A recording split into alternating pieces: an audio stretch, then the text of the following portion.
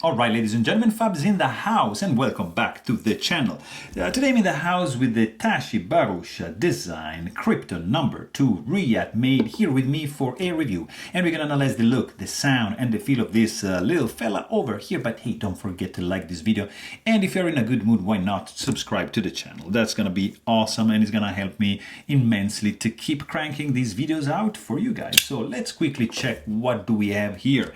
How big is this guy? Not that much. This is going to be like 7.1 inches overall in length with a 3-inch long blade, 2.75 inch long cutting edge and 4.2-inch long handle, which translates into 18 centimeters overall in length and 7 centimeters in cutting edge and 10.5 almost centimeters for the handle. Tashi Bharucha designed, Reate made Krypton number 2. I think the price on this guy is like $350 if I'm not mistaken. I might be super off, but let me know in the comments, guys. I don't remember on the top of my head, but this is a very cool frame lock made in China by Reate. Super clean look when closed. I mean, come on, look at that. No screws showing. You've got this nice cover up for the pivot, which is made in titanium, beautifully done. Of course, carbon fiber inlays.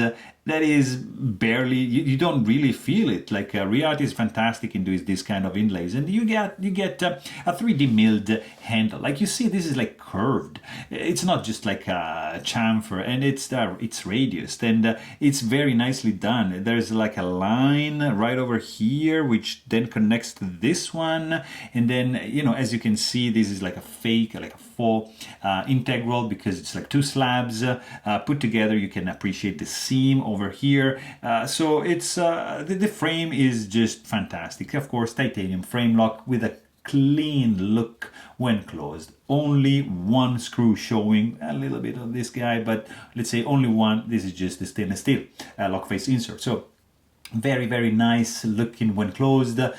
You've got a level of finish which is pretty outstanding, I have to say. Nicely chamfered, nicely contoured, it's nicely done, guys. The internal chamfering going on, it's great. You have no internal skeletonization, you have no finger grooves, you have no area here. I mean, I'm a little bit milled out here, but not that much. You've got no standoffs, no backspacer because of the conformation on the configuration, on the design of this handle. It's kind of like to give an integral look, so no need for any standoff or backspacer going on over here, but you have a lanyard all option which is done through here. See, it goes here and out here. Very cool. And it's the construction is super simple. Like, guys, you need a T8 for this screw over here, another T8 over here, and you're done. Check out my video if you want to know how to maintain this guy properly. And it's very cool because like this part is fantastic. Like, to eliminate the look of a screw here, it's just a great idea. And you just got it over there in the back, which is sticking out a little bit, not that much. It's pretty much almost flush like this guy in the clip. You see, it's not protruding. And then you've got a nice way to, like, you see, conceal the tip of the blade, because like that, it's just like, see, you can't touch it, and that's fantastic because this guy comes up to a point where there's no way for your finger to get snagged in the tip, so absolutely safe. And then you've got, of course, stainless steel lock face insert screwed in from the outside. You have integrated lock bar stabilizer built in the insert, and that's always a good thing. You've got a ceramic detent ball. There is also, like, you can actually maybe see, like, from this point, maybe you can see that there's a detent ball ramp, and the transition is very smooth to get to this point. And then you've got the attraction of the knife, which is the kickstop mechanism, and in fact you can appreciate here the logo.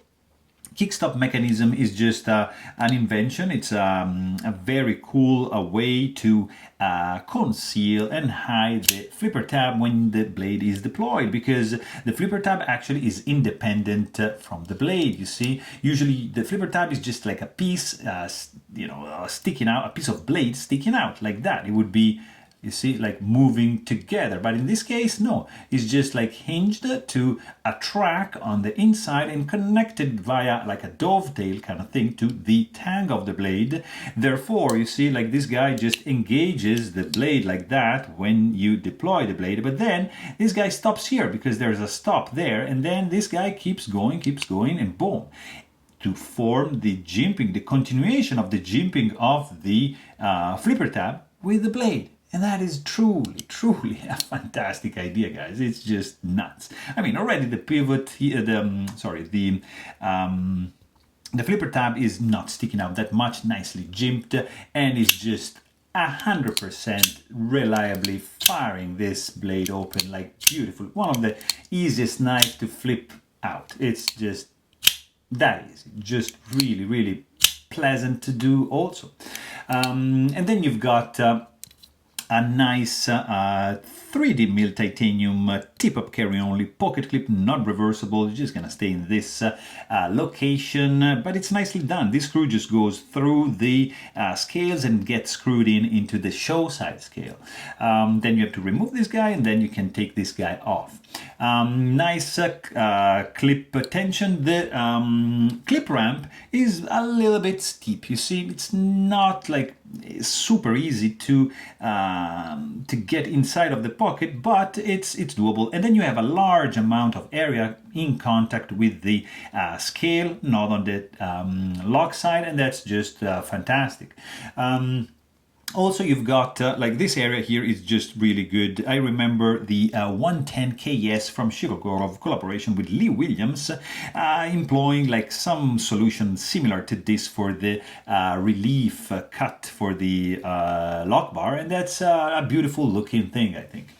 And then you've got this blade, which is, I mean, CPM 154 steel with the jimping that's continuing from the kickstop flipper tab, and then you have it a little bit of chamfer going on right before the harpoon over here, which is abruptly going up, so it's not smooth, and then just swedges down a little bit, reaching to the tip.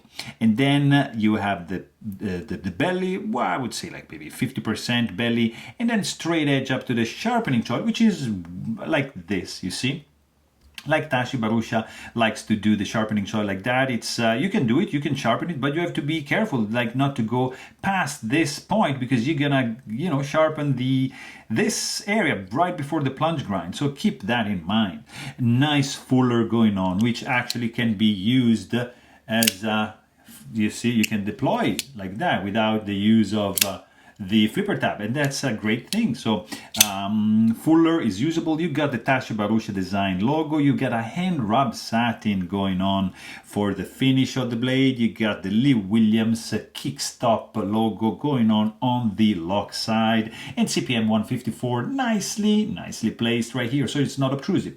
So there's a lot of billboarding going on over here. You see the plunge grind is nicely recessed. This guy is pretty thin behind the edge, and the stock thickness is a little bit too thick for this size of knife. In my opinion, that's 0.1550 inches, and let's see, thinness behind the edge is going to be 0.0175, so it's pretty good as a slicer. Nice flat grind going on in this blade, but the stock thickness, yeah, it's a bit on the thick side. And then you've got the sound on this guy, because hear this. Oof. And when you close it, this is a beautiful thwack. And when you close it, clink and thwack and clink.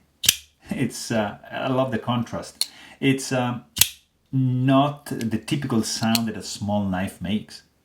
It's beautiful. It's a very deep, percussive, and quite loud, frankly, sound for a little fella like this. So impressive, very pleasant. And when you close it, pretty much almost nothing. Beautiful and nothing. Really, really cool. So let's quickly check the weight on this guy, because it's not too heavy, I mean, but it's you feel it's a little bit dense. You feel that the quality is there, because look at that, 3.73 ounces in the pocket. This is gonna be pretty good to go. Nice indeed. You have zero hotspot in the hand. Like, it just feels great. Like, you can just squeeze this guy and just gonna stay there. It's very, very nicely done. I wish this area here had a little bit more room for my thumb just to get in and disengage the lock bar, but it's okay. Not really sharp edges, maybe a little point right over here, not that crazy. The only jimping you see, it's here, part of the kickstop flipper tab and part on the blade. Nothing going on the handle, not really much texturing going on, so it's gonna be a little bit slippery finish. Not that crazy, because the grip is pretty much good, but yeah, it might be a tad slippery. Also, like, fit and finish is pretty much spot on, because in these cases you see, like, the alignments, it's pretty good, I have to say. You see that the circle looks like a circle. It's a little, like, if you use the microscope, it's a little bit misaligned, but it's acceptable, especially for the price that this guy is going for. I wouldn't really do a reverse grip, because it's probably, yeah, probably you could do it, but it's a little bit smaller handle size. Also, no rattling, even with the kickstop, so that's very good. There's no blade play, zero finger soreness. Of course, no lock stick because of the stainless steel lock face insert. You've got the clip, which is quite strong, I have to say. And then you've got, of course, bearing system running around the pivot, which are contributing to this pretty spectacular action, I have to say, because this knife is a small one, guys. It's not a big one. And yeah, you see, fires open pretty good. You can do light switch all day long, like that. And you can do also, no, not really push button like that. Maybe you can do push button kind of like that, which is kind of like a disguised light switch. But light switch is going to be your preferred way to deploy this blade. And it's going to be fantastic and super reliable. Look at that. No finger soreness also if you stick with the light switch.